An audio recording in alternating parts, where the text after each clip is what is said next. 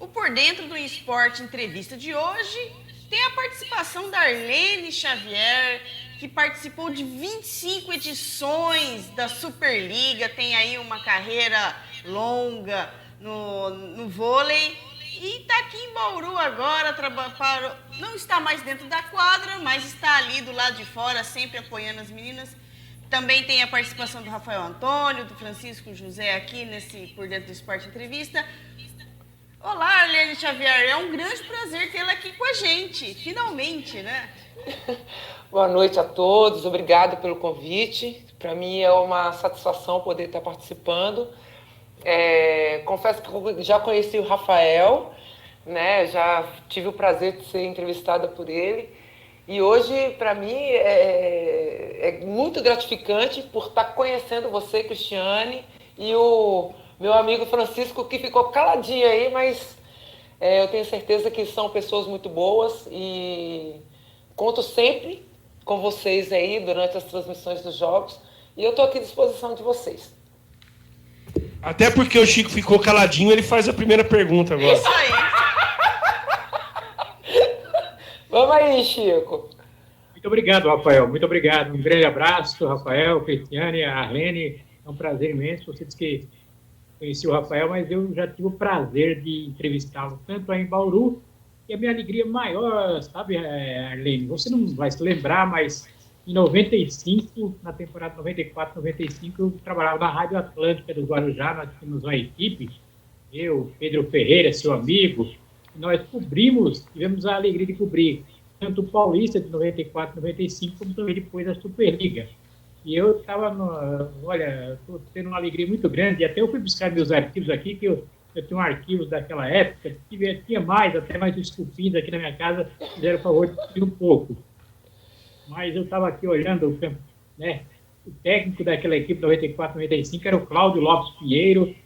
Aí no time tinha, além de você, né, uma grande jogadora, tinha a Heloísa Roese, uma grande jogadora, Rosa Garcia, peruana, a Fabiana Abreu, a Marcela, a Fernanda Loval, a mineirinha lá, a Michele, a Patrícia Porco, grande levantadora, a Sandra Suruagi, uma meio de rede excepcional, Ana Flávia, também nem fala, e a Cátia, né, que era, depois casou com o Joel também, a Cátia, que era colombiana, mas naturalizada brasileira. Então, olha, é um prazer imenso estar com você nessa noite, e realmente eu fico muito contente e, olha, ter uma jogadora do lado, e ver também o tanto que você fez para Bauru, mesmo já estando quase para encerrar a carreira, mas a doação que você tinha em quadra, desde quando você jogava com ponteira lá no BCN Guarujá, né? Lá de pertinho da rodoviária do Guarujá. Olha, imenso, viu, Arlene? Olha, eu fico muito feliz com essa sua lembrança. Eu tenho um carinho muito grande. Ô Arlene, isso não é lembrança, ele desenterrou o negócio aí, ó. BCN Guarujá, cara. Isso aí é os primórdios da Superliga. Com certeza. Ó, faz tanto, que ano que era isso, Chico? 94? 94, 95. Cara, eu tava começando na crônica e o povo me chama aqui de dinossauro. Eu era catatal, eu fazia rádio escuta na rádio essa época. Mas você sabe que é legal quando a gente relembra, porque tem tantos momentos legais e tantas histórias de superação de atletas que é impressionante como ele lembrou desse grupo, que era um grupo super legal de trabalhar. Eram meninas que queriam ter resultados, né?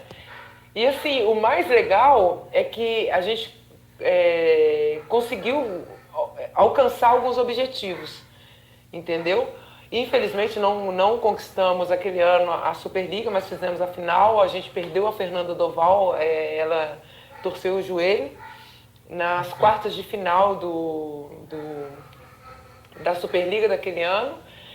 Então, assim, pra gente foi uma perda de muita proporção, porque ela era basicamente a menina que mais rodava bola, a menina que era decisiva pra gente, entendeu? E como a gente naquele momento não tinha uma peça de reposição, mesmo com a vinda da experiência da Heloísa Roese, não supriu o que a gente tinha de mais necessidade. Isso sem falar que no fator emocional mexeu muito com todo mundo, né? Mas, enfim, foi um grupo muito especial, assim, a gente lutou, mas infelizmente não ganhou a Superliga daquele ano.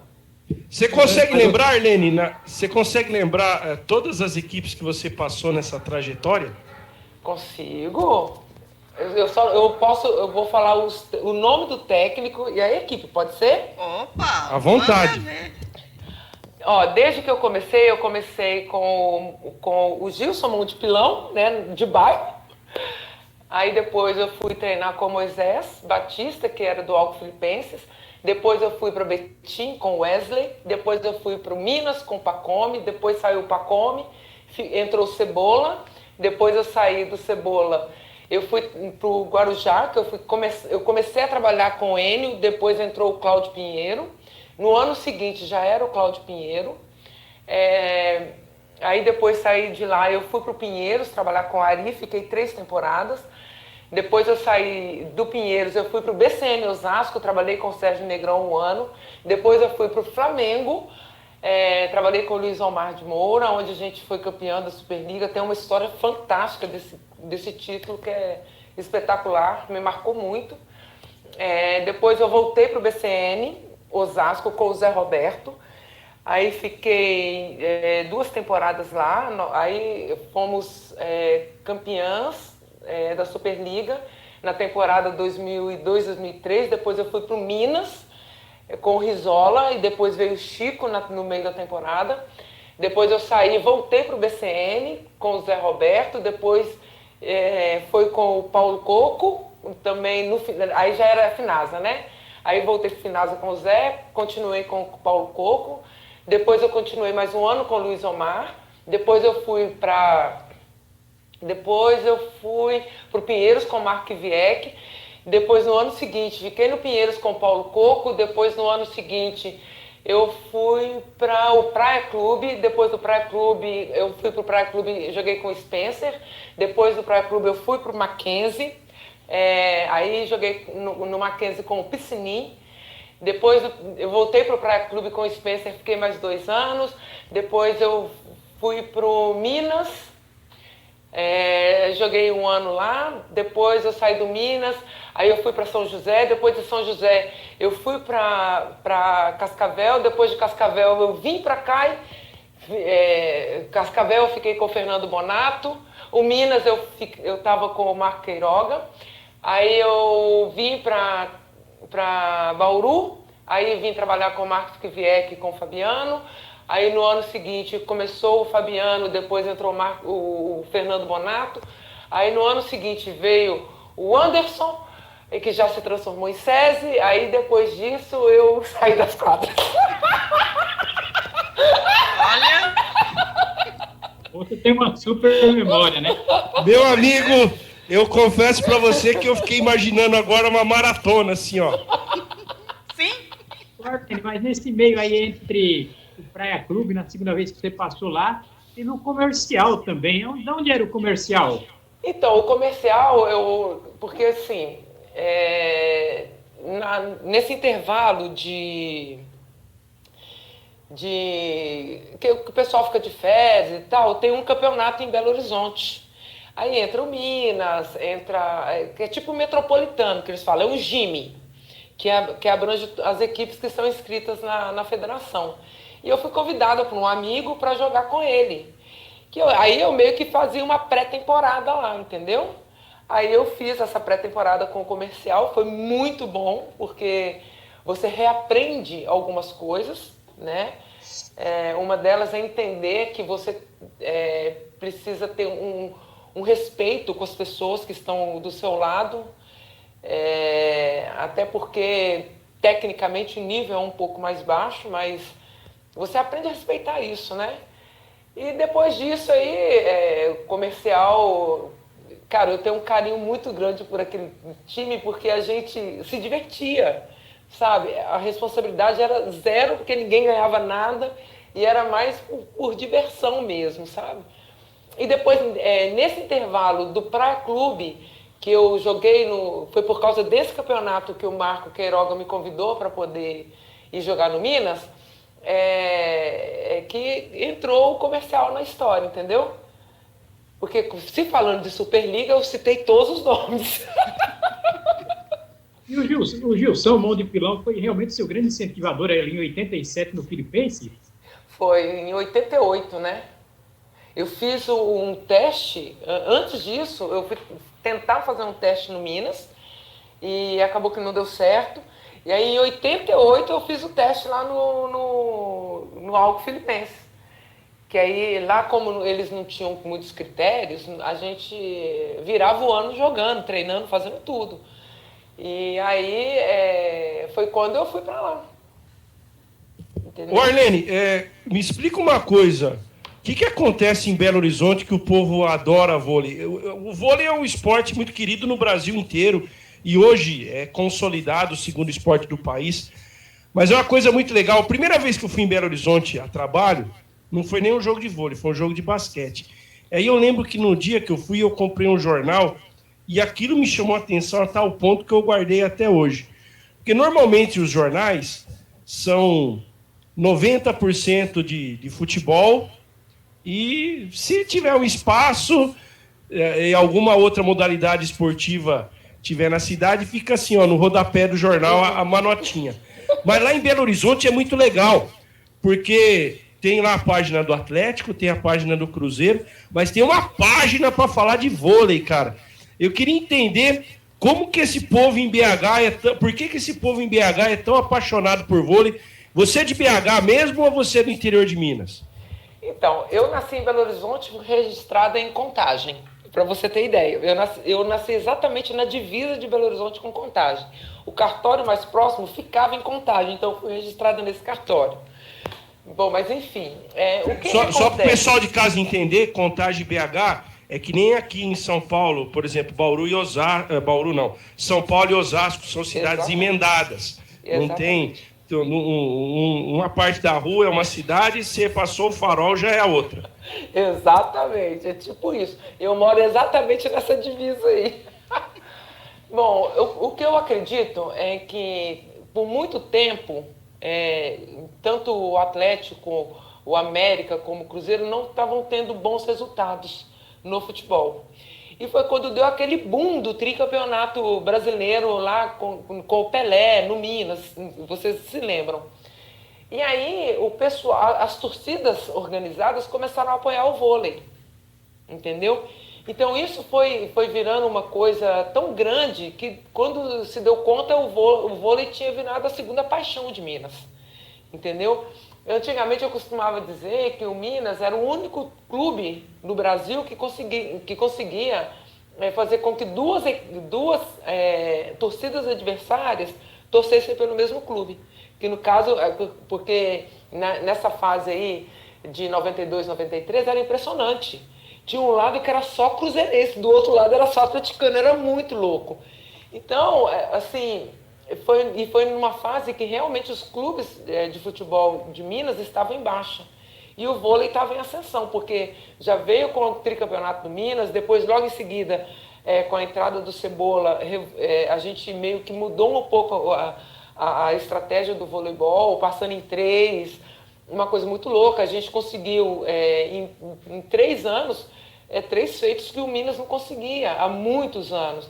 Nós ficamos em segundo lugar no Mundial, fomos vice-campeões com um time de moleca, porque era a base da seleção juvenil, né? Comigo e com a Silene, com a Edmara, de adulto só, o resto era tudo a base da seleção juvenil, entendeu? E aquilo ali tinha sido feito. E a partir daquilo, a gente começou a ver o quanto o mineiro ele é eclético para o esporte, né? E depois disso aí, a gente foi vendo que outros atletas também, dentro das modalidades esportivas, também conseguiram atrair as atenções.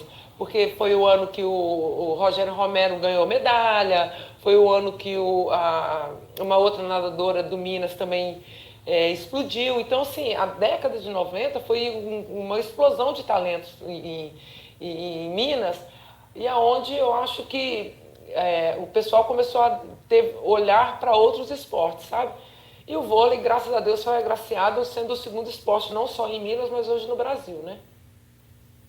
aquele começo lá de temporada lá, o Minas fez realmente para valer, porque aquele time do Fiat Minas, que tinha o técnico coreano lá, fez tremendamente, né? Realmente levou o nome de Minas para frente, então eu acho que, como você citou, Arlene, realmente foi por isso, né? Agora, se Foi. você me pergunta, eu gostaria de falar aqui, porque ela citou aí os times que jogou, os técnicos de categoria, né, tudo. E os times que você jogou também, Arlene, tudo jogadores de tremenda, né? Praticamente os times que você jogou, tudo seleções, como você tem aquele 94, 95, depois você foi para o Blue Light Pinheiros, depois Pinheiros, MAP, e tinha lá naquele time, o MAP conseguiu reunir a Bia, a Carol, está deixando o vôlei agora, a Márcia Begiato, tinha também a Ida, né? Janaína, Renata, Luciana, Fernanda Doval, Silene, Jeane, você, a Débora, Ana Flávia, que era a capitã da equipe, a Fabiana Berto, Vera Mossa e a Silmara. Aí você, em 99, voltou para o BCN Guarujá, mais uma vez um super time, já com a chegada da Daniela Scott, Ana Moser, Janina, Denise, né, que era uma levantadora, a Giovana, Gisele, Sônia Benedito, que era uma moça tremenda, Silene, a Mari Dornelas, a Marcélia, a Fofinha, a Cíntia, a Paula, a Priscila, a Andréia, Renatinha e ainda a Thaís. E aí, 2001, mais um grande time que você jogou aqui no BC Guarujá, tinha a Patrícia Fofo, enfim, Ricarda, né, Renata. Você acho que foi muito feliz, né? Porque jogou sempre em grande time. Em 2003, já jogou no time do BCN Osasco, já estava até com a chegada da Dani Lins, que foi aí, tá agora aí em Bauru. Quer dizer, sempre grandes times você atuou, né, Arlindo? Olha, eu tive a felicidade de poder estar trabalhando com grandes pessoas, com grandes nomes, né, dessa época aí. O que foi de grande aprendizado para mim, né, porque apesar de tudo, eu sempre precisei treinar muito, né, porque as meninas, todas elas tinham base de seleções. Eu nunca fui nem seleção mineira, então assim, eu tinha que treinar muito mais do que elas para eu conseguir não dar tanto prejuízo durante os treinos, para eu dar condições a elas de entrar em quadra e fazer o papel delas, né? Então, assim, eu aprendi muito assim, eu soube aproveitar todas as oportunidades que eu tive. Eu acho que na minha carreira, pouquíssimas vezes eu trabalhei com pessoas que não me ensinaram alguma coisa. E, assim, eu sou muito grata a Deus, a todos os técnicos que me deram a possibilidade de estar, porque se o técnico não te escolhe para fazer parte do time, você acaba indo para clubes que têm menos visibilidade. E eu sempre tive essa oportunidade. Embora a gente falar do Pinheiros, você sabe que eu ganhei um prêmio individual pelo Pinheiros num momento muito difícil, onde o Pinheiros tinha um dos menores investimentos. E a gente entrava em quadra para a gente. Como é que eu posso dizer? A gente tinha tanta vontade de mostrar o nosso valor que a gente muitas vezes conseguia. E no ano de 90, na temporada de 95, 96 que eu joguei no Pinheiros, eu ganhei o prêmio de melhor bloqueio. E eu vou te dizer, eu já disputava com a Ana Flávia, disputava com a Ida. Então, assim, isso é fruto de muito trabalho, sabe? Então, o que eu entendi? Uma coisa que eu costumava falar para as meninas mais novas, quando a gente ia jogar contra um time maior, que tinha um maior poder aquisitivo que o nosso, eu falava o seguinte, eu falava assim, gente, deixa eu explicar uma coisa para vocês. A única diferença é a conta bancária, porque quando entra dentro de quadra, 6 contra 6 e 2 loucos gritando na beira da quadra. E o legal é que elas incorporavam isso e a gente entrava para a quadra e assim, a gente se divertia, logicamente com muita seriedade, porque ninguém queria perder, sempre respeitando o adversário, embora muitas vezes a gente sabe que a gente sai um pouco da casinha né, mas enfim, eu fui muito agraciada por ter trabalhado com pessoas muito boas, graças a Deus.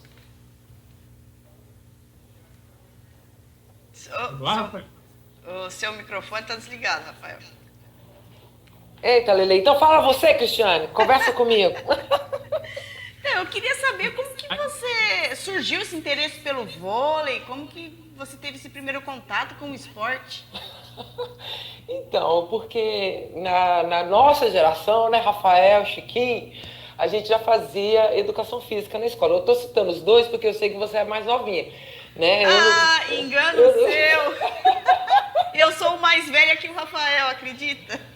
Sério? Não acredito! Sério? Meu Deus do céu! Muito bem, parabéns, tá linda! Opa! Então, o meu primeiro contato com o esporte foi através do SESI, porque naquela época a gente era obrigado a fazer educação física, né? Então, a cada bimestre você fazia uma modalidade diferente. E eu sempre fui grandona, muito forte. E aí eu fiz tudo, e tudo que tinha a ver de esporte. A única coisa que eu nunca me dei muito bem, e até hoje não me atrevo a arriscar muito, é em água. Mas todo tipo de esporte eu sempre gostei, porque eu brincava muito na rua, né, gente? Então, foi através do SESI que eu tive realmente os primeiros toques de vôlei, aprender um pouco mais das regras e tudo. E depois, com o tempo, eu bombei, né, gente, que fica aqui entre a gente, eu tive que sair do SESI. Mas eu fui dando continuidade, só que aí um dos meus professores dessa outra escola, do Isaac Newton, ele falou comigo que eu tinha perfil de atletista. E que ele falava que por eu ter coxa muito grossa, né? Ele falou assim, você vai se dar muito bem correndo, cara. Faz um teste aí. E coincidência ou não, eu disputei os jogos escolares até no SESI, pelo Isaac Newton, e eu corria e saltava. E eu me dei super bem. No primeiro ano eu fiquei em segundo lugar no salto em altura, no distância. Não fui bem na corrida. No ano seguinte, eu fui melhor em salto em altura, no salto em distância e na corrida. Então, isso para mim foi crucial para a minha carreira esportiva. E logo depois disso, como eu tinha muita pelada, esses campeonatos que tem de bairro e tal, aí foi por causa disso que o Gilson me viu jogando numa pelada que a gente estava brincando, e ele falou, vai ter o campeonato da Copa do Povo, eu vou convidar essa menina para jogar comigo. E foi quando ele me chamou para jogar no time dele. Quando ele me viu realmente treinando, ele falou comigo assim, Arlene, você tem que ir para outro lugar, velho, aqui não é lugar para você. Eu falei, mas lá no Olímpicos, se você não me ajuda, ele falou assim, não, no Olímpicos não tem feminino. Por que você não vai fazer um teste lá no Minas? Foi quando eu fui. Só que naquele momento, gente, vocês melhor do que eu sabem que se hoje o preconceito está em alta, você imagina há anos atrás. Infelizmente, Belo Horizonte até hoje ainda tem essa filosofia de uma cidade muito bairrista, né? E infelizmente, imagina, uma menina da periferia chegar lá na alta sociedade para fazer fazer um teste no clube de elite. Meu, a hora que eu cheguei lá, assim, a menina mais escurinha lá era mais clara do que você, viu, Rafael?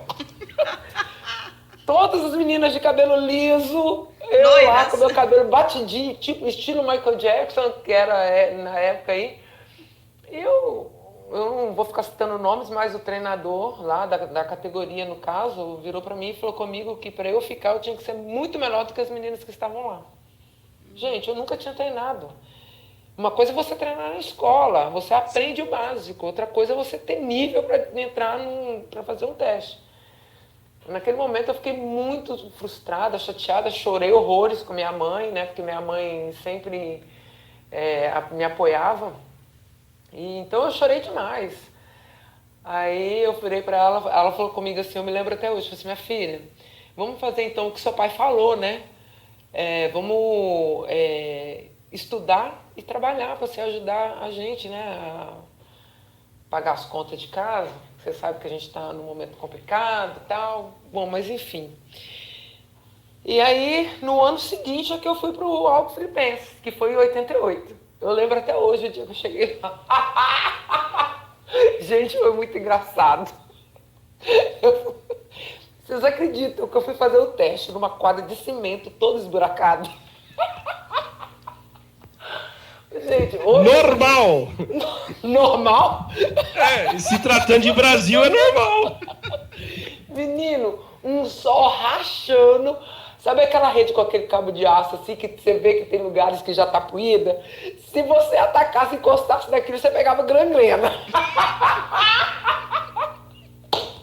Mas pra mim foi muito legal. A gente ficou pouco tempo treinando naquele lugar, depois a gente foi para uma outra quadra melhor. E assim, aí as coisas começaram a melhorar um pouquinho. Melhorar mais ou menos, né? Porque o cara era um caloteiro, mas enfim. São águas passadas, o dinheiro que ele me deve, graças a Deus não me fez falta, não. Não, mas é legal, cara. É legal você contar isso, porque às vezes as pessoas acham que é um mar de rosas a vida do atleta, né? Que tudo deu certo na vida, que o começo foi moleza. E, na verdade, foi muita ralação, muita dificuldade, tem que superar preconceitos, superar um monte de coisa para se conquistar um espaço no alto rendimento. Você disse no começo da entrevista que tinha uma história boa para contar da final entre Flamengo e Vasco. Isso. E eu tô curioso para saber, porque aliás, esses dias atrás, na época que não tava tendo jogo de vôlei, que entrou em cartaz aqueles jogos antigos, passou o jogo umas par de vezes. Foi no Maracanãzinho. E aquela época era legal porque o Eurico Miranda queria ganhar tudo, não só no futebol, ele queria ganhar em todas as modalidades esportivas, investiu pesado. E aí o Flamengo, para não ficar por baixo, investiu também. Conta como é que foi aquela final e a passagem engraçada aí. Então, na realidade não é muito engraçada, não. Porque é o seguinte, essa temporada marcou muito a história desse grupo pelo seguinte motivo. Você sabe que o clube de futebol é uma bênção, né? E vocês lembram que teve uma época aí que a Hits Music, né? Eu acho... Hicks Mills estava no Corinthians. Que em 2000 e 2001 estava também no Flamengo. Investiram 150 milhões. Não foi isso? Isso. Para reforma e tudo e tal. Bom, enfim. No início, tudo são flores, né? Eles pagam direitinho, só começou a atrasar o salário, aquelas coisas. Só um pouquinho, gente, peraí. Desculpa. Aí o que acontece? Quando as coisas começaram a ficar muito complicadas, para que o nosso emocional, para que a gente não perdesse a cabeça, a gente quisesse sair, querer abandonar o barco, o que o Luiz Omar sabiamente fazia? Ele pegava dinheiro emprestado com outras pessoas, ou com a família dele, não sei com quem que ele fazia, e ele sempre arrumava uma maneira da gente estar junto. Então, pelo menos uma vez por mês, a gente fazia uns churrasquinhos bem simples, assim, no Flamengo. Logo depois do treino, ele falava, gente, hoje a gente vai fazer um churrasquinho aqui e tal. Então, assim, ele já entrava em acordo com a pessoa lá da lanchonete para a gente pegar os refrigerantes e tal. E ele fazia com que aquilo a gente acreditasse que as coisas iam melhorar, entendeu? E dentro disso, a Leila e a Virna, né, duas pessoas que já eram referências, num momento, cada uma em particular, muito bom. A Leila saindo das quadras, indo para a areia, e a Virna num momento assim que ela estava assim, no auge, né? Elas deram esse suporte para todo mundo. Então era assim, eu precisava de alguma coisa, você vir, não, o negócio é o seguinte, cara, tá ficando apertado para mim. Eu morava na Barra e treinava na Gávea. Eu falava, Virna, ó, meu combustível, cara, eu tenho que pagar o meu aluguel, eu tenho que fazer isso. Porque a Barra, apesar de todo o glamour, era muito mais barato morar na Barra do que morar na Gávea ou morar ali mais próximo. E na época a gasolina não estava o olho da cara como é hoje, né? Então, ela falava comigo, falava assim, ó, então eu vou abastecer o carro e quando a gente receber, você me devolve. Acabava que ela nunca cobrava. Ela pagou aluguel para duas outras atletas que eu sei, a Leila também ajudava. A Leila, na época, patrocinadora, ela tinha o patrocínio individual da Adidas, ela forneceu tênis para quase o time inteiro, para a gente não ter que gastar com tênis, entendeu? Então, assim, mas o legal dessa final é que nós estávamos com 4 meses de salário atrasado, e eu me lembro que na nossa semifinal, a gente tinha ganhado do Minas, aí nós perdemos para o Minas, em casa. Não, a gente tinha perdido para o Minas. Aí não vou lembrar como é que foi a sequência, não. Bom, mas enfim, eu lembro que a gente ia para Belo Horizonte para fazer um jogo que a gente tinha que ganhar de qualquer jeito. A gente tinha que ganhar aquele jogo de qualquer forma, porque senão... E aí nós acabamos vencendo esse jogo. E tinha mais um jogo que seria no Rio. E naquele momento foi muito engraçado que quando as meninas nos reuniu, elas falaram com a gente assim, gente, olha só, tá difícil para todo mundo e tal, não sei o quê. Só que vamos falar uma coisa? Vocês acham que elas trabalharam mais do que a gente? Enquanto elas estavam de folga, e realmente é verdade, a gente estava treinando. Quando elas voltavam para casa, estava todo mundo aqui 6 horas da manhã.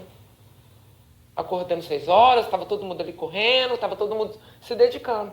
Então, com toda a nossa história, com tudo que a gente está fazendo, não é justo que a gente fique de fora da final. Cara, eu vou te falar que é o seguinte, eu entrei para a quadra assim, querendo matar o povo do outro lado. E coincidência ou não, um menino passou por mim e gritou assim, Vasco, que você sabe, né, gente? Não precisa...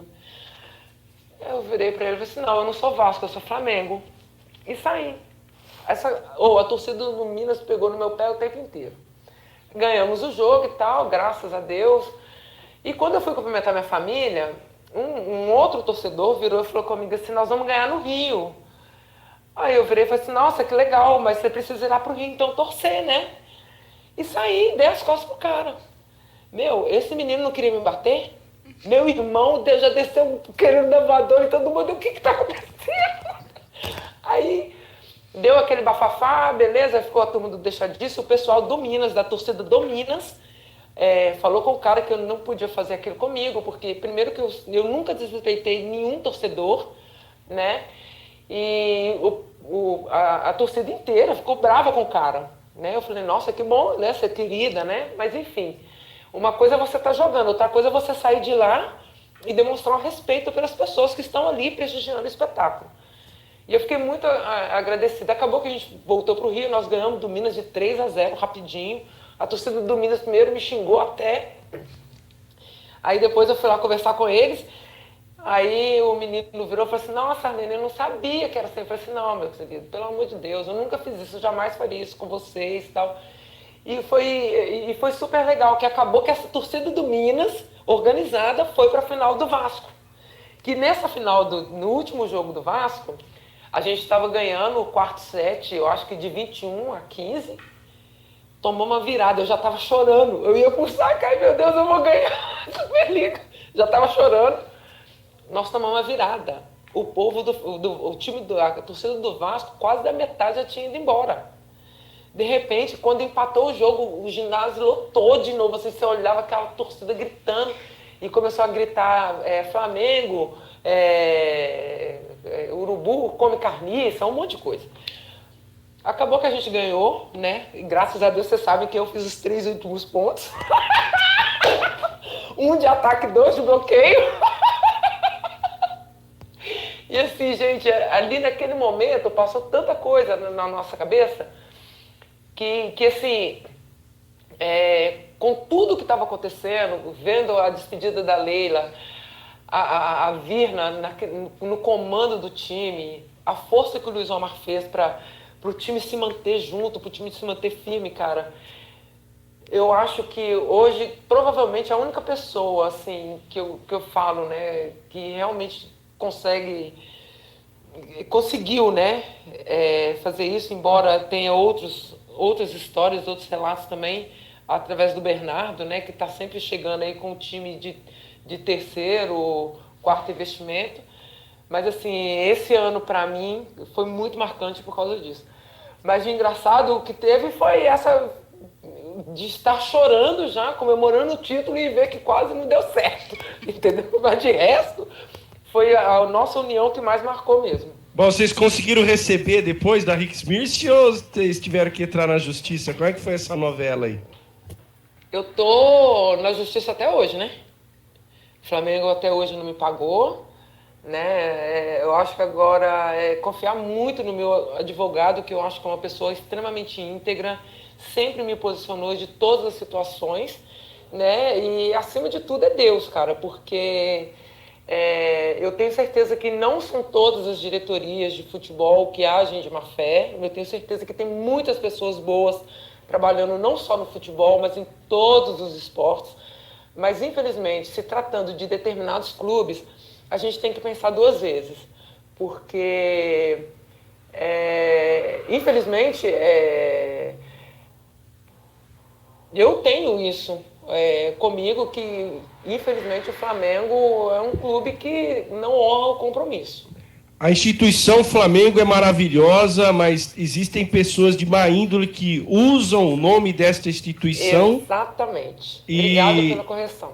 Não, eu acho que é muito legal você falar isso, né? Porque às vezes o torcedor não tem ideia dessas coisas. A entidade esportiva Clube de Regatas do Flamengo Centenária é uma instituição maravilhosa, mas nem sempre ao longo desse centenário pessoas de boa índole, sérias, passaram por lá e honraram com seus compromissos, né? Infelizmente, o vôlei teve muito problema. Mais recentemente, nós tivemos o caso lá dos meninos da base, que é algo que eu lamento profundamente, que o Flamengo não teve uma postura decente como deveria ter para resolver o problema. Mas, enfim, a instituição Clube de Regatas do Flamengo é maravilhosa, mas nem sempre as pessoas que passam por lá são pessoas decentes, né? Exatamente. Eu tenho muito orgulho desse título que eu ganhei pelo Flamengo, porque todas as vezes que eu vesti a camisa, eu vesti com muito carinho, entendeu? Porque eu acho que, antes de tudo, a gente tem que respeitar a história do clube, né? E o Flamengo, até por ser arquirrival do meu time, que é o Atlético Mineiro, Galo, a gente sabia de todos os trunfos, de todos os triunfos, né, que o Flamengo conquistou, e de uma outra história que o Flamengo já tinha sido campeão, né, no vôlei feminino há muitos anos atrás. Então a gente trouxe de volta esse título. E, honestamente, é o que você falou, a instituição Flamengo, Clube de Regatas Flamengo, eu não tenho nada contra, muito pelo contrário. Eu tenho muita satisfação de falar desse título, tanto é que eu conto isso para todo mundo.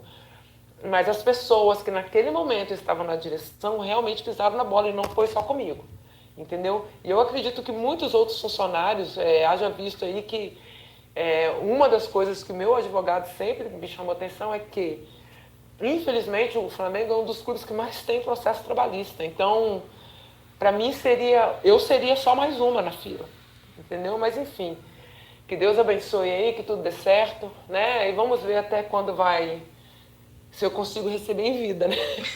Mas está nas mãos de Deus e dos meus advogados. Arlene, isso parece ser até uma sina de jogadores, né? Não só do vôlei, mas você falou até que no começo, quando você ainda estava fazendo teste lá no Filipenses, teve esse problema de financeiro, que até hoje não pagaram, pelo que eu entendi.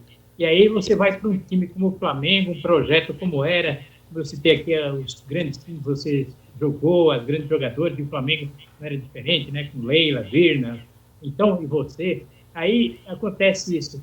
Até depois eu fiz uma entrevista com a Leila e falei, ainda bem, né, Leila, porque vocês tinham esse problema financeiro, mas para o campeão, se não tivesse sido isso de consolo. Mas eu não sabia que... Eu pensei que depois tinha sido acertado com você, mas pelo que você disse, está sendo arrastado até hoje. Até hoje. Mas no caso do Filipenses, o que eu entendo? Aí realmente é da índole da pessoa. Quando você trabalha com uma pessoa que você tem um sonho, eu tinha um sonho que era jogar vôlei. Você vai e conhece uma pessoa que te oferece um monte de coisa que você nunca imaginava que fosse acontecer. Você acredita nela, entendeu? Então, no primeiro mês, beleza, o cara pagou, no segundo mês atrasou, pagou, depois ele começou a dar só vale. Vale, vale, vale, vale, até o ponto em que meu pai virou para mim e falou comigo: minha filha, sinto muito, mas você vai ter que abrir mão daqui, você vai ter que trabalhar de verdade e voltar a estudar. Entendeu? E foi graças a Deus, só que aí o cara cometeu um erro, né? Ele fez uma agressão comigo, num treino, e um vizinho meu que também treinava no time masculino viu e contou pro meu pai. Aí meu pai foi lá e falou com o cara. Agora você imagina, um negão de 1,85 m, só que meu pai já tinha 65 anos. O Moisés tinha 35. Meu pai falou com ele: ó, eu não criei filho nenhum para ninguém colocar a mão. E eu quero ver se você é homem de pôr a mão na minha filha agora. O Moisés ficou pequenininho, ele falou, aí foi quando meu pai falou: ela nunca mais volta aqui. Realmente eu nunca mais voltei. E foi quando Deus colocou um anjo na minha vida, o Wesley, e eu fui para Betim. Aí nesse ano que eu fui para Betim, que foi em 90, aí eu fui revelação, eu fui a melhor jogadora do Jimmy, que naquela época era igual os abertos regionais aqui, que só podiam times do interior. E no mesmo ano eu fui revelação do Campeonato Mineiro, que foi quando o Pacom me convidou para poder ir para o Minas, que é outro anjo na minha vida, entendeu? E até hoje, cara, sinceramente, eu olho para o Moisés, assim, eu nem lembro daquilo que foi ruim. Você sabe por quê? Porque pessoas que fazem isso, que agem de má fé, são pessoas infelizes. Então, assim, eu não perco meu tempo pensando nessas coisas, não. Sabe? Hoje em dia, eu estou tão feliz com o que eu faço, eu estou tão feliz aqui no SESI. Eu trabalho com o Reinaldo Mandalitti, que é outro anjo que Deus colocou na minha vida, cara. É um cara que apoia o esporte, que é o que a gente mais precisa, velho. Então, essas coisas do passado aí, eu procuro nem me lembrar, não, porque a gente fica muito chateada. E não vale a pena dar ibope pra esse tipo de coisa, não.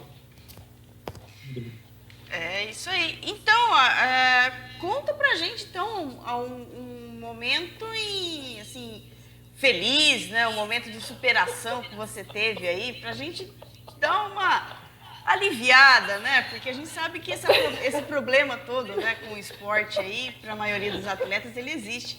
Mas agora conta uma coisa pra gente, assim, pra alegrar. Sabe qual é o problema? Que assim, todos os meus momentos de superação foram diante de perdas, entendeu? Então eu vou te falar de 2 momentos assim que eu já até citei aqui. Em 96, quando eu fui o melhor bloqueio da Superliga, eu tinha perdido meu sobrinho. E eu fui agraciada com o prêmio. Porque eu entrava na quadra para dar uma alegria para minha família. Porque naquela época era TV aberta, então meu pai tinha condições de me ver jogando. Entendeu? Então ele ficava feliz de me ver jogando, então eu meio que amenizava, sabe, a perda do meu sobrinho. E nesse ano que eu fui campeão pelo Flamengo, meu pai faleceu. E eu fui campeã da Superliga. Eu não ganhei nenhum prêmio individual, até porque eu só entrava em momentos cruciais, né? Eu não era titular até a semifinal. Só que aí eu fui campeã brasileira. Porque assim, eu não vou te dizer, os meus momentos de superações são esses, porque graças a Deus, fisicamente eu nunca tive nada. Mas assim, não, tem. Fisicamente não, mas mentalmente tem. Você sabe que trabalhar, gente, com a internet é muito complicado. Redes sociais é uma bênção na vida da gente. É ótimo porque você revê amigos que você não vê há 30 anos, você vê pessoas, você acompanha a vida de todo mundo. Ai, que legal. Você vai lá, expõe sua vida. Aí você está almoçando, você fotografa o prato e coloca lá. Legal. Só que, infelizmente, para mim não é bom. Eu odeio redes sociais.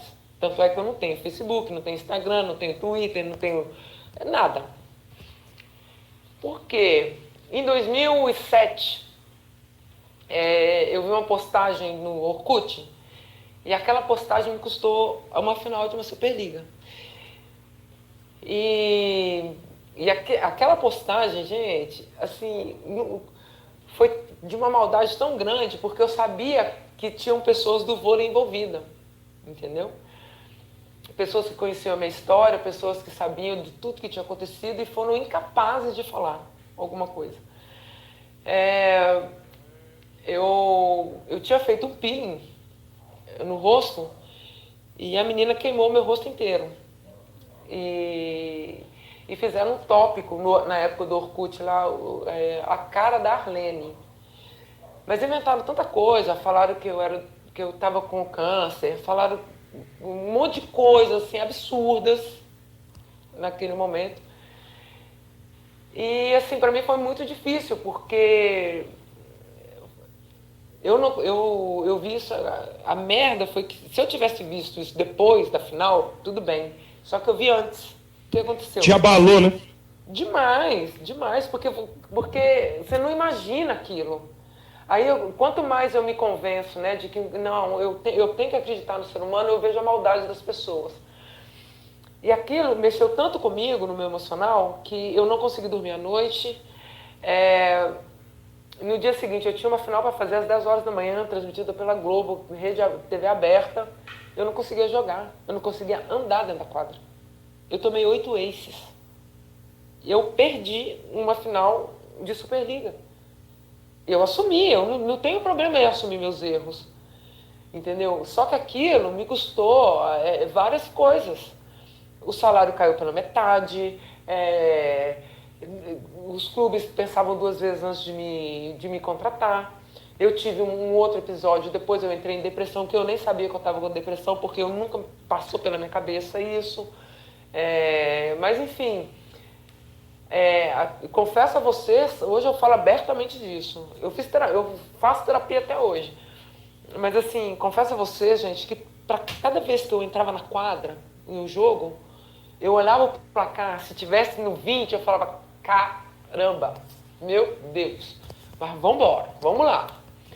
Entendeu? Porque todos os dias para mim era uma superação. Todos os jogos para mim era uma final de brasileiro que eu tinha perdido e eu queria ganhar, de qualquer jeito. Então eu comecei a pensar de uma forma diferente. Eu comecei a encarar os jogos como treino. Eu entrava para os jogos assim, eu vou fazer o treino da minha vida hoje. Eu vou fazer o treino da minha vida hoje. Eu vou fazer o treino da minha vida. Então, os jogos para mim eram sempre assim. Eu vou fazer o treino da minha vida. Porque se eu encarasse como jogo, eu não conseguia treinar. Eu não conseguia jogar. Quantas vezes eu olhava o placar, se eu caísse na besteira de olhar o placar, eu falava, meu Deus, e agora? Se a gente estivesse perdendo então, eu falava, fudeu. Ai, gente, desculpa. Eu falava, meu Deus. Fica tranquila, que entendeu? Aqui então, não tem assim, censura. Então, assim, foi um estrago muito grande que essa pessoa, que esse infeliz, fez na minha vida. É porque talvez ele não tenha noção. Mas eu acho que a vida deve ter ensinado para ele, né? E eu espero, né? Eu sempre falo isso com minha sobrinha, com os meus familiares, com as meninas mais novas que estão vindo, da base aqui do SESI, geralmente eu converso muito com elas, para tomarem muito cuidado com rede social. O que você vai postar, o que você vai falar. A gente tem que estar se policiando o tempo inteiro, porque as pessoas usam de tudo que você faz para poder, de alguma forma, te atingir. Entendeu? Gente, eu tomo cuidado com o que eu falo com a minha irmã, para eu não ofender, para eu não falar alguma coisa pejorativa, alguma coisa assim. Entendeu? Hoje eu evito até dar apelidos para pessoas, porque eu sou péssimo para gravar nomes. Aí eu chamo de lindo, de meu amor, meu bem, meu gato, isso, aquilo. Por quê? Porque as pessoas, igual todo mundo me chama de nega. Gente, você acha que eu vou me sentir ofendida? Você sabe que eu trabalho com um projeto social muito legal, e infelizmente nesse momento a gente está parado em virtude da pandemia. E quando eu me apresento, geralmente eu falo com as meninas e tal, e falo, pode me chamar de tia nega, porque o meu nome é muito difícil de ser guardado. Se você não tem costume de conviver comigo, você não vai se lembrar do meu nome facilmente. E aí a menina virou e falou assim, tia, mas te chamar de tia nega não tá errado? Eu falei assim, não, pode estar errado para outras pessoas, para mim não tá.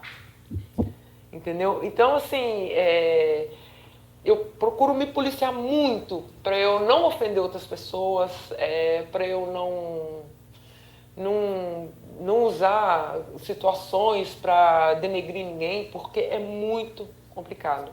A gente não sabe o estrago que a gente faz emocional nos outros, não. A gente não tem noção disso. E você, como foi essa passagem, né, para posição líbero? Aí foi uma troca bem legal.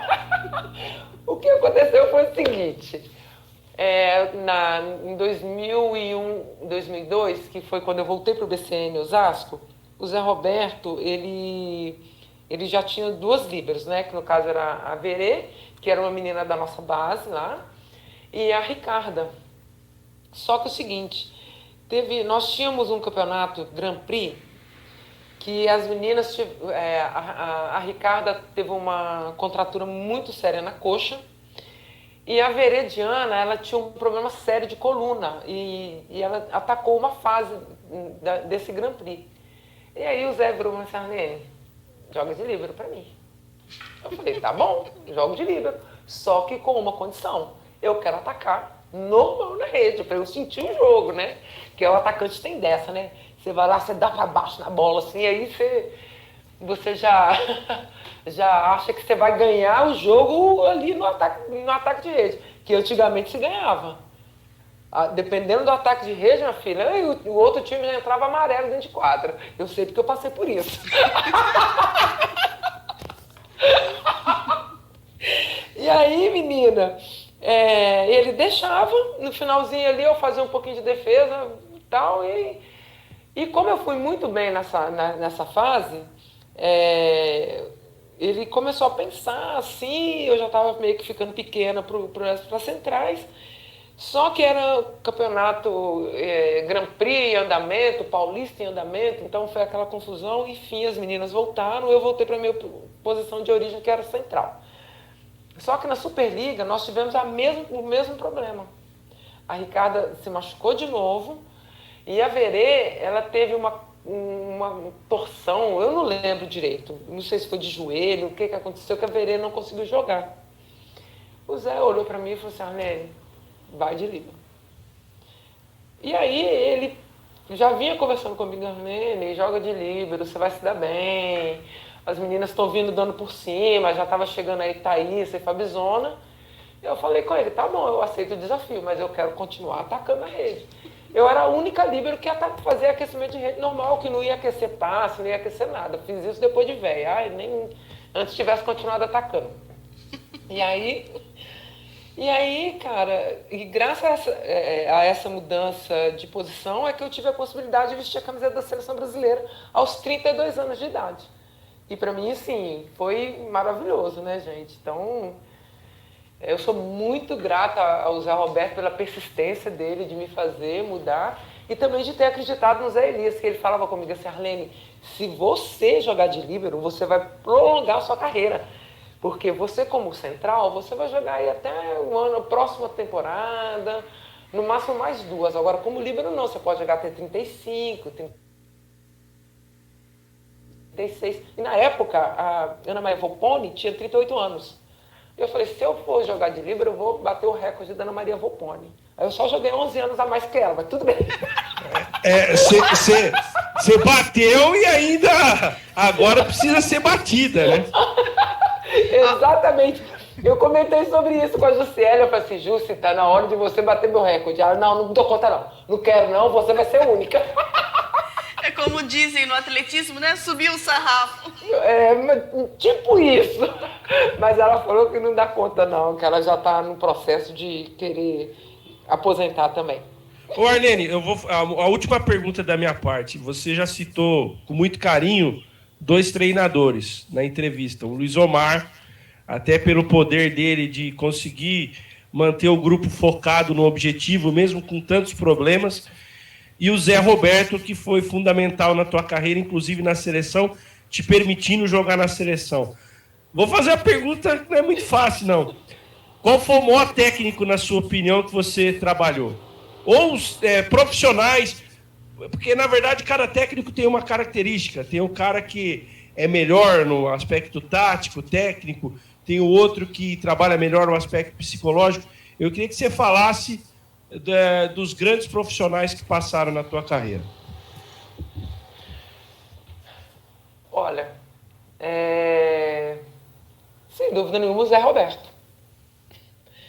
Todos Eu aprendi muito com todos eles. Desde do Gilson, né?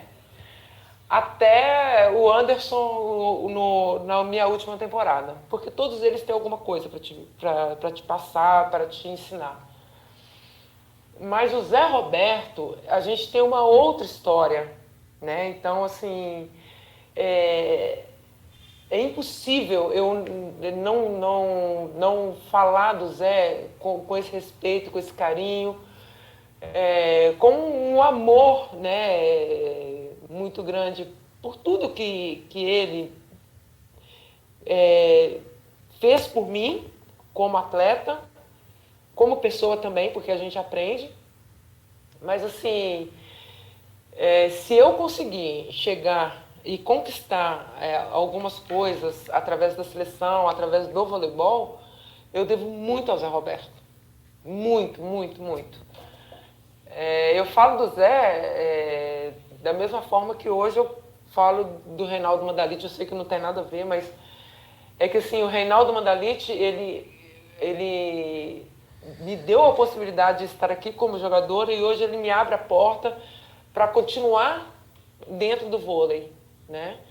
Então, são duas pessoas que eu vou ser eternamente grata na minha vida, isso sem falar do Wesley e do Pacome, mas são pessoas totalmente diferentes. Mas o Zé Roberto, para mim, como técnico, é o que eu mais tenho carinho. Chico? Olha, o Rafael disse que era a última dele, mas ainda tem duas perguntinhas e uma colocação. Até eu vejo que você é descontraída, Arlene, desde o tempo do Guarujá. Eu vi, você falou agora há pouco, você citou aquela mulherona grande, aquela pernona grossa, né? E eu gostava muito de você quando era ponta, porque tinha aquela pancada. E até o Olivério Júnior, que era na época o assessor do BCN Osasco, que falava, como bate essa mulher, né? Como tem uma força. E ela falava, olha, Chico, ela é uma cavala. Desculpa até, viu, Arlene? O Olivério que falava isso. Ele falava, a Arlene é uma cavala, cara. Olha, que mulherão. E como ela bate, você tem razão, como ela bate nessa bola, é pra valer mesmo, né? O Gilson batia que parecia que ia arrebentar. Esse apelido de mão de pilão. Mas o Olivério falava isso. Uhum. E sobre o melhor time que você jogou, o Rafael perguntou, melhor técnico. Foi esse do Guarujá, do BCN, melhor dizendo, já em Osasco, que tinha o começo do Daniel Lins, mas tinha também a Fernanda Venturini, tinha a Paula Pequeno, tinha também a Estela, tinha a Valesquinha, né? Você, a Mari, né? Foi um dos melhores times que você jogou ou o Flamengo foi melhor? Ó, só um adendo, você falou da Valesquinha aí, essa pode bater o recorde da Arlene, hein? Não vai bater, não. Não vai, não. Eu já fez outra cirurgia no joelho, cara. Pra bater meu recorde vai ter que estar muito inteiro. Então, meu bem, deixa eu te falar. É que, assim, existem grupos que são formados que te marcam por características diferentes. Esse grupo do Flamengo, ele foi muito consolidado exatamente por causa da forma de condução dele, né? E foi um grupo muito forte porque a Leila e a Virna, elas davam uma liga muito boa pra gente, elas davam uma segurança muito boa pra gente. Agora, obviamente, gente, que falar do time onde tem Mari, Fernanda Venturini, Valesquinha, Bia, Estela, aí nós tínhamos aí também a Érica. Não, a Érica não, desculpa. Aí a gente tinha a Fofinha, as outras meninas, a Nicole, várias outras meninas. Cara, esse sem dúvida nenhuma foi o grupo mais forte, porque a gente saiu de uma diversidade para mostrar que... E a gente assumiu que a gente era o melhor time, entendeu? A gente tinha essa responsabilidade e o legal da Fernanda é isso, cara. Eu me lembro que a gente tinha vindo de uma derrota do Minas e a Fernanda fez uma reunião com a gente e ela virou e falou assim, viu, deixa eu falar uma coisa pra vocês. Vocês acham que o time do Minas é melhor do que o nosso? Não. Então vamos assumir a responsabilidade e vamos ganhar a Superliga. Foi isso. Gente, vocês não têm noção. Para cada treino que a gente fazia, era uma final de campeonato. Vocês não estão entendendo. Vocês não estão entendendo. E, para mim, o grupo mais forte, assim, de vontade, de tudo, foi o BCN pela imposição. Agora, o Flamengo foi emoção. A outra pergunta que eu gostaria de fazer para você é no que diz respeito ao... Porque você, como eu te disse, eu admirava muito você como ponta.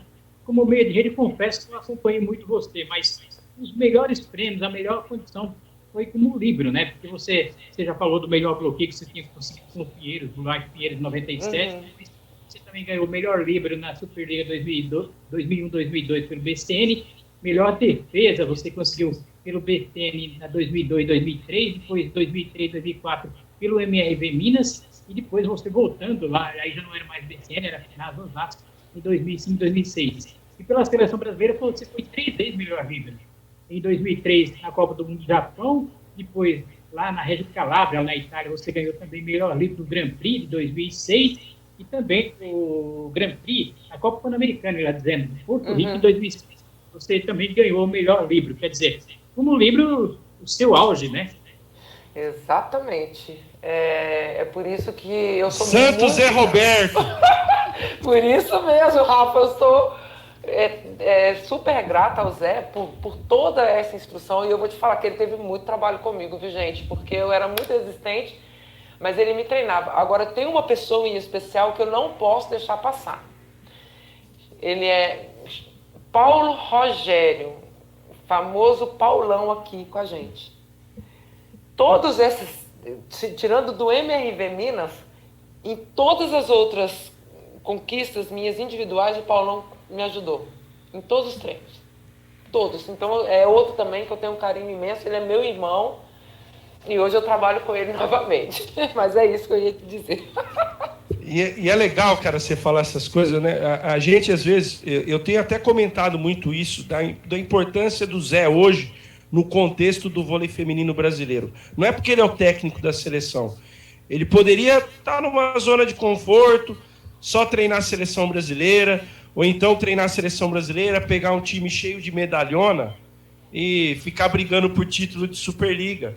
Porque ele está com a vida mansa, né? Já está com a vida consolidada, já está com a família constituída, já tem filhos, né, vividos, já está curtindo os netinhos. Ele podia estar numa boa. Não, ele arrumou agora as chiquitistas lá de Barueri, que cada temporada ele está aprimorando as jovens jogadoras que vão dar um futuro brilhante aí para o voleibol feminino brasileiro. Então eu admiro muito ele por essa postura. Ele podia estar numa situação muito mais cômoda, muito mais tranquila, mas não.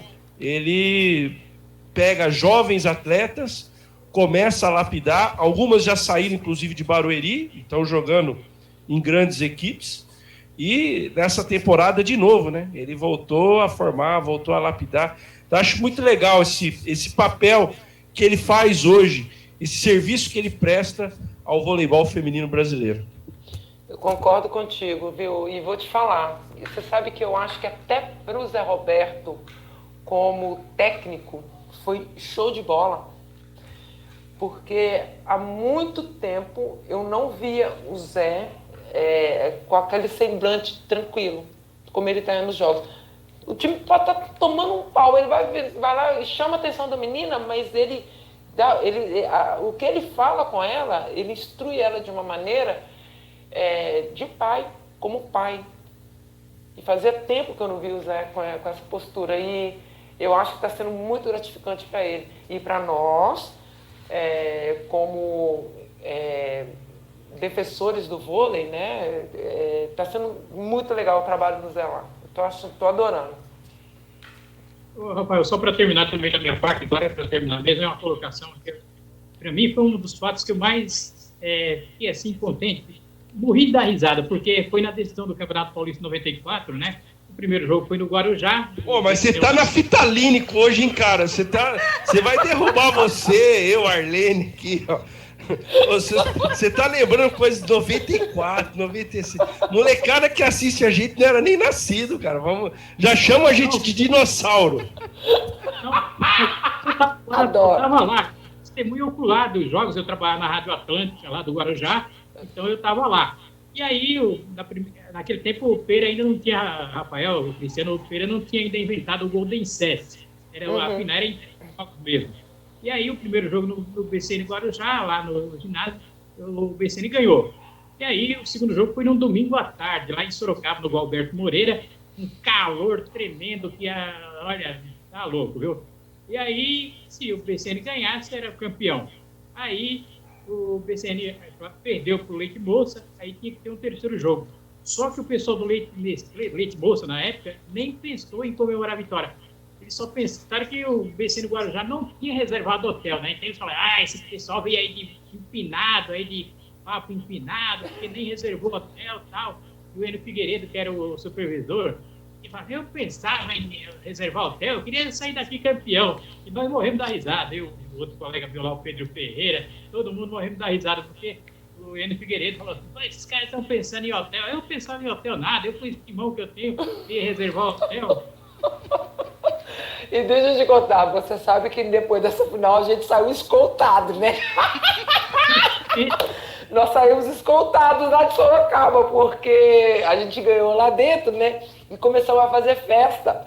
Cara, aí no outro dia, o nosso supervisor chegou e falou assim, gente, hoje eu não vou poder participar com vocês, porque eu tô voltando em Sorocaba, que eu vou ter que soltar meia dúzia dos nossos torcedores que ficaram presos. Cara, a gente não pode nem comemorar direito, porque o cara tava voltando para Sorocaba. Olha que o Chico foi buscar, velho. Ai, meu Deus, mas é isso que é gratificante no vôlei, cara. E é muito gostoso. Você sabe que tem um senhorzinho que era lá do Guarujá, que mora aqui em Bauru, e quando tinha os nossos jogos, ele vinha no ginásio, né? Aí, ele falava comigo, Arlene, eu adoro o uniforme de vocês, mas eu preferia quando vocês jogavam de sunga. Gente, eu ria tanto dele. E sabe aqueles santinhos que a gente distribuía? A gente tá de sunga. E ele falava, eu vou trazer o seu pra você autografar. Graças a Deus que entrou a pandemia.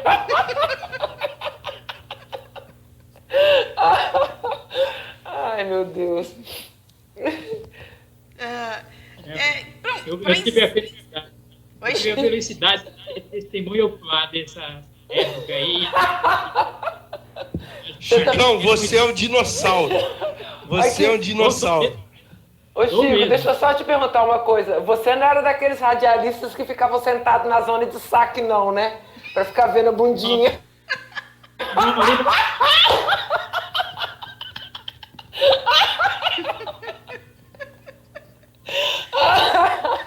Porque o povo fazia isso. Ficava na zona de saque, todo mundo sacava só na posição 1. O pessoal só tinha homem ali, ó. Era o primeiro lugar que a imprensa brigava pra ficar, não era? Exatamente.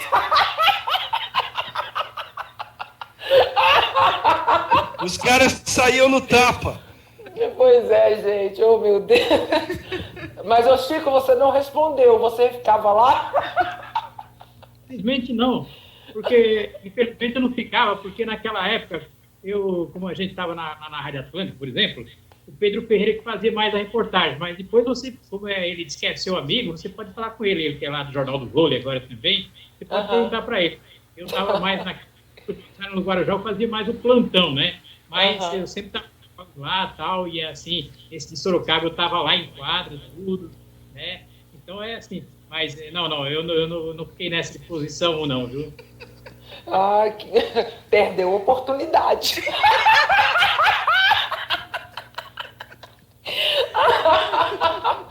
Ai, meu Deus. Vai, Cristiane. Você teve uma participação, né, uma carreira longa no vôlei. Você viu várias mudanças, né, do esporte, né? tinha vantagem, 7 até 15 pontos, depois passou para 25, caiu a vantagem, a criação dessa posição líbero, né? Como que você vê a evolução do esporte, né, de quando você começou até hoje?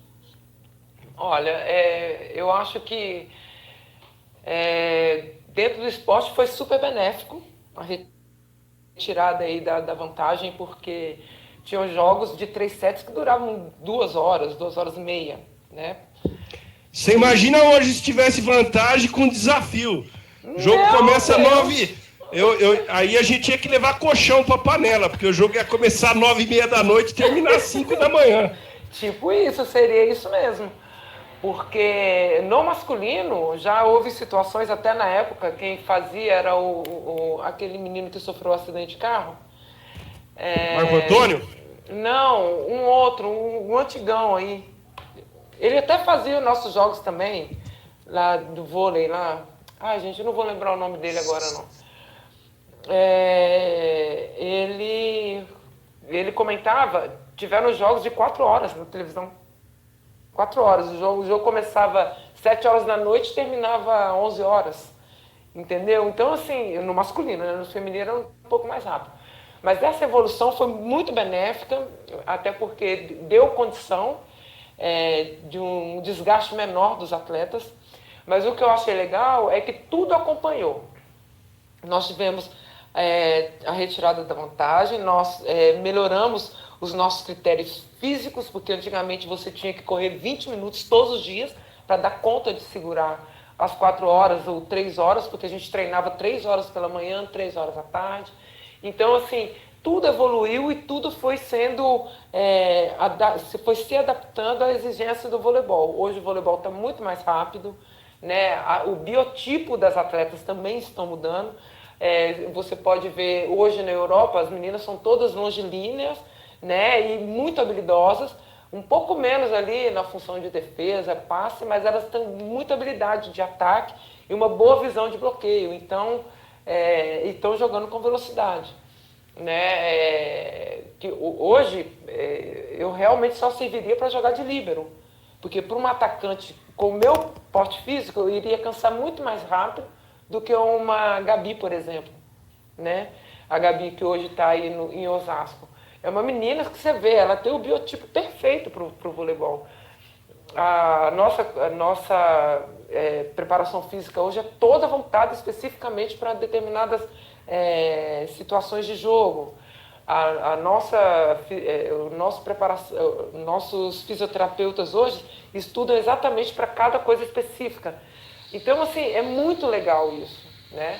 E o que eu sinto é que hoje em dia no Brasil nós estamos perdendo no biotipo físico. A gente está ficando pequeno já, entendeu? E estou pedindo a Deus aí para vir outras Natálias, para vir outras meninas aí que tenham assim esse perfil, né, de jogadoras altas e com habilidade também. Porque muito em breve aí, gente, vocês estão vendo, as nossas ponteiras aí já estão com uma certa idade, né? E o que eu fico muito preocupado, e o Zé Roberto vai ter muito trabalho. Tomara que dê tudo certo. Vamos lá. Para finalizar, fala um pouco do projeto social que você participa. Então, isso aí até ia marcar outra live. Ah, é?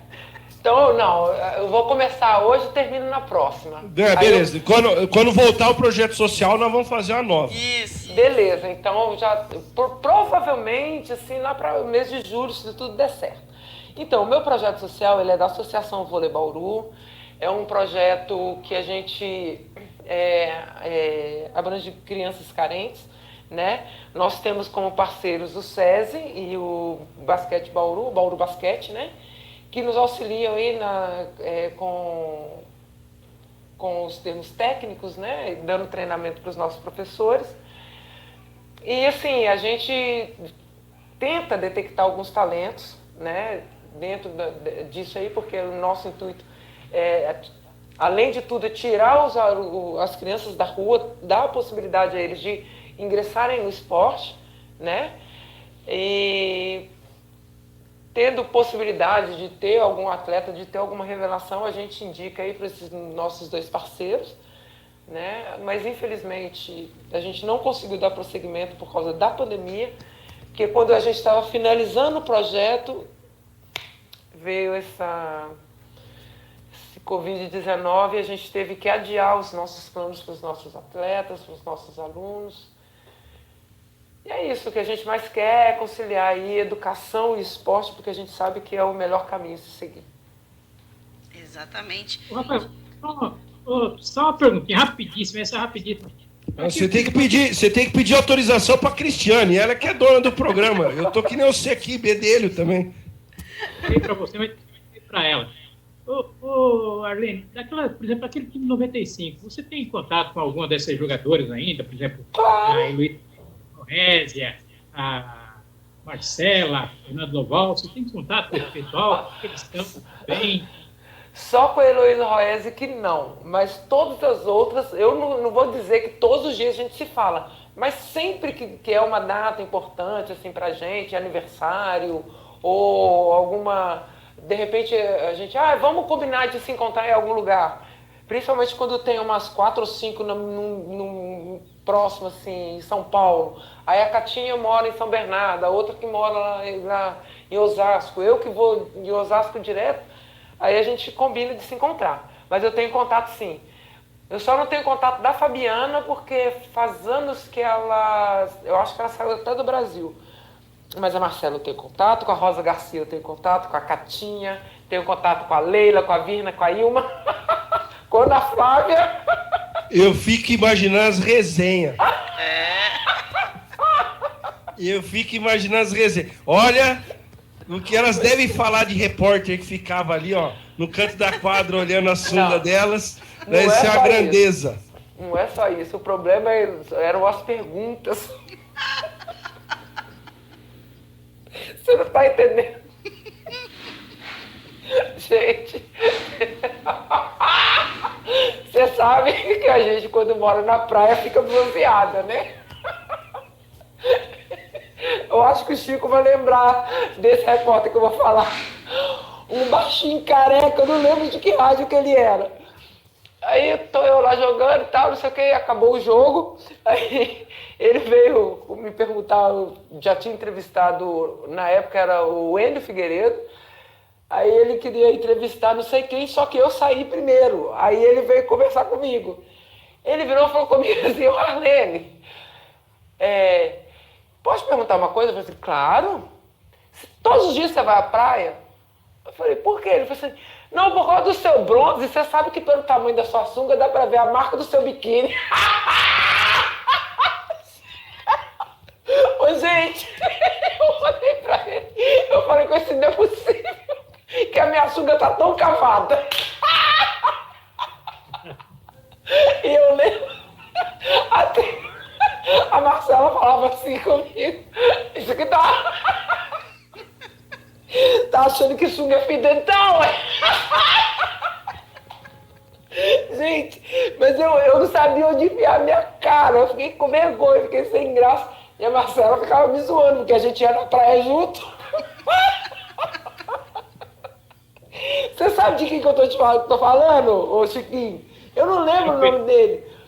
Um baixinho. O Pedro Ferreira é baixinho e careca, né? Não era o Pedro Ferreira, não, porque ele é baixinho e careca. Eu não sei. Eu não lembro o nome dele, mas eu ria tanto. Ô, gente, depois, né? Porque na hora eu fiquei sem graça. E hoje que eu tô rindo com vocês. Ai, meu Deus, mas vamos lá, Cristiane. O bate-papo tá muito bom, mas olha, a gente já passou de 1 hora de bate-papo, a gente tinha programado aí meia hora, 45 minutos, já passou de 1 hora. E olha, fiquei com muita vontade de continuar esse bate-papo aí, então a gente vai marcar uma segunda vez aí. Beleza. Pra gente bater mais papo e falar também mais sobre o projeto social.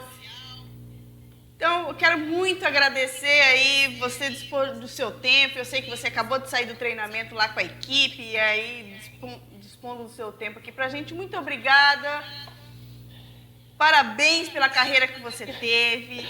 E muito sucesso ainda pela frente aí com o projeto social, com o que você faz aí ao lado, fora das quadras, que também tem o seu valor, assim como você teve o valor também, foi importante para a história do voleibol brasileiro.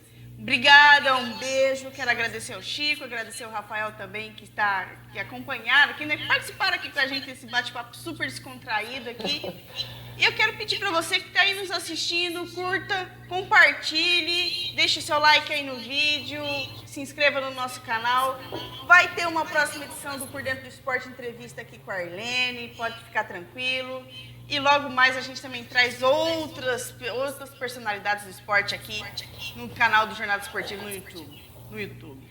Muito obrigada a todos, obrigada Arlene, um beijão, um grande abraço, até a próxima.